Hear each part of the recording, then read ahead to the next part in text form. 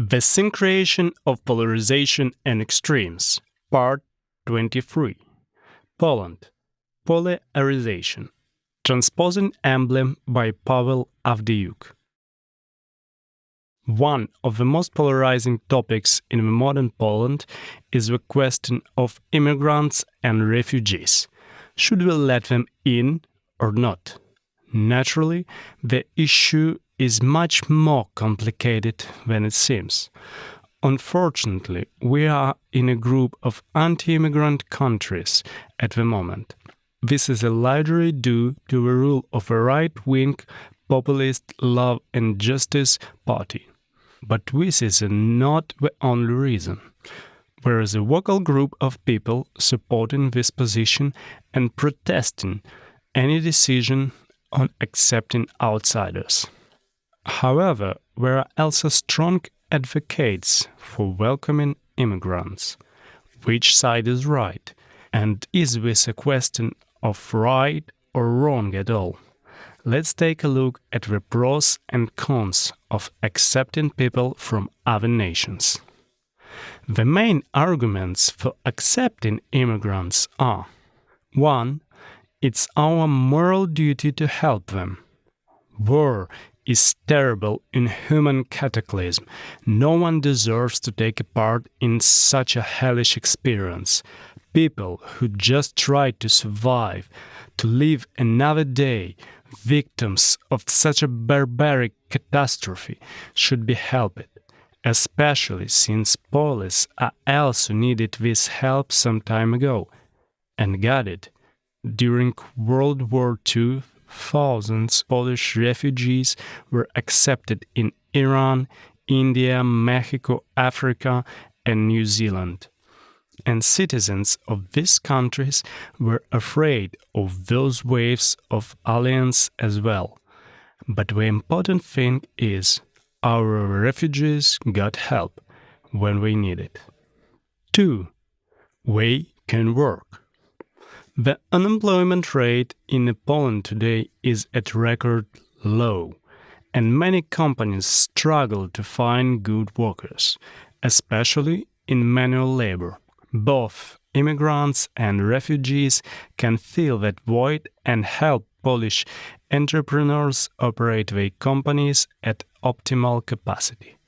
This will result in better productivity, more goods, and an increase in the economic stability of our country. 3. We can help us fight demographic decline. Poland's demographic problems get worse every year.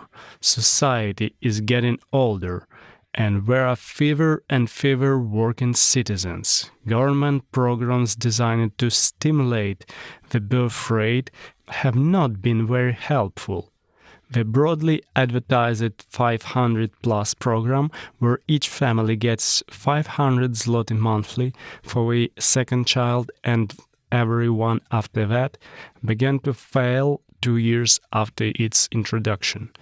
The growth rate of the population is dropping again, despite the money being thrown at parents to procreate.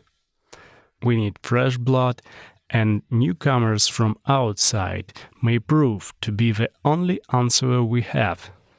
4. We bring cultural diversity with them. It's proven fact that the diverse organisms operate better. It doesn't matter if we talk about genetic variation, interdisciplinarity teams, or societies with diversified backgrounds. People from different cultures bring new things with them. They can teach us new skills, new ideas, a new approach to art. By mixing with us, they can make us stronger. 5. Poles are immigrants too. Poles are among the most active immigrants in the world. You can basically find us in every country. A huge Polish diaspora can be found in America, Germany, France, Ireland, or United Kingdom. Actually, according to the Office for National Statistics, Poland is now the most common non-UK country of birth for people living in the United Kingdom. Poles are second only to Brits when it comes to numbers in the UK, and it wasn't easy for the people in Great Britain to accept us either. There was a lot of fear and uncertainty. In 2004, the British borders were opened to Polish workers. Wherefore, it's a bit hypocritical for Polish people to be so aggressive and afraid of immigrants coming to us. The arguments above look quite nice, right? So, are all immigrants good, honest, and a great addition to our happy Polish flock? Unfortunately, no. And there are some strong arguments against accepting them as well. 1. Adaptation problems. People from different cultures can add much to our own and enrich us as a society if they want to share with us and adapt to our society. Sadly, many of the newcomers remain in closed, homogeneous groups and can resist joining the society they live in even decades after coming to a country, especially if they come from war-torn places. 2. Aggression. War never changes, and it's basically always hell. Living in a country affected by war is an extreme experience, often demanding an extreme approach to survival. Watching your loved ones die, fighting for shelter and the last scraps of food, doing hideous things just to keep living, it changes people. So oftentimes refugees coming from countries affected by war have a mentality what is far from a happy camper. We're closer to a bunch of madmugs coming straight from a post-apocalyptic wasteland. We don't need just a place to sleep and something to eat. We need social workers and psychologists to work long and hard with them, so we can be ready to join peaceful society again. And if there is no psychological help and we're left to themselves, we retain the war survival mentality and simply attack and grab wherever we need. Logically, this leads to the problems with the law and contributes to the opinion that refugees are brutal beasts ill-adapted to living in a civilized country. 3. Terrorism. Unfortunately, some immigrants are connected to terrorist cells. Others are simple criminals looking for easy prey. We are a defined minority, but the problem is real. Therefore, a country which intends to invite immigrants and especially refugees needs a solid verification program created in cooperation with other European countries to be able to recognize and detect such threats. 4. Welfare parasites. Most immigrants and refugees just want to have a peace and something to do to earn their livings.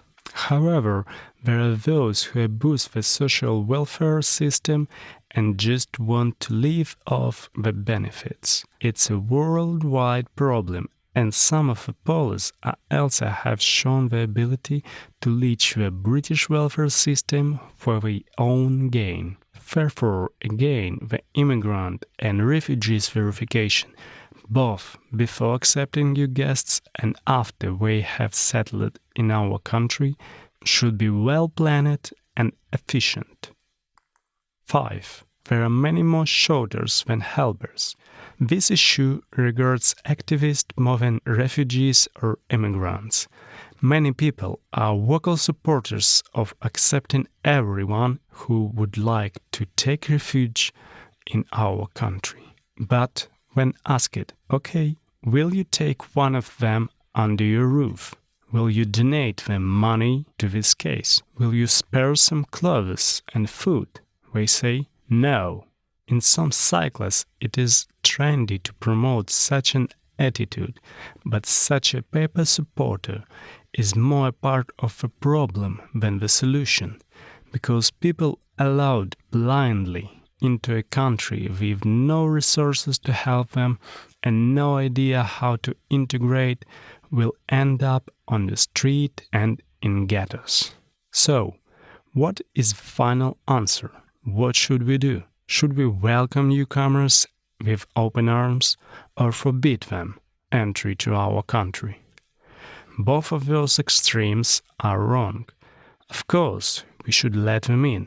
We basically need them. But the process of admission should be well planned and properly executed. Accepting immigrants and especially refugees is a serious logical and psychological challenge. It's not enough to just let them into the country. Give them a bag of clothes, some money and a bunk bed. Those people need serious help, the assistance of psychologists and social workers, proper integration programs, etc. And there needs to be a solid exclusion procedure upon entry to discourage terrorists and criminals from entering. It should be done wisely and in cooperation with other European countries. Only then can it work for the benefit of both sides.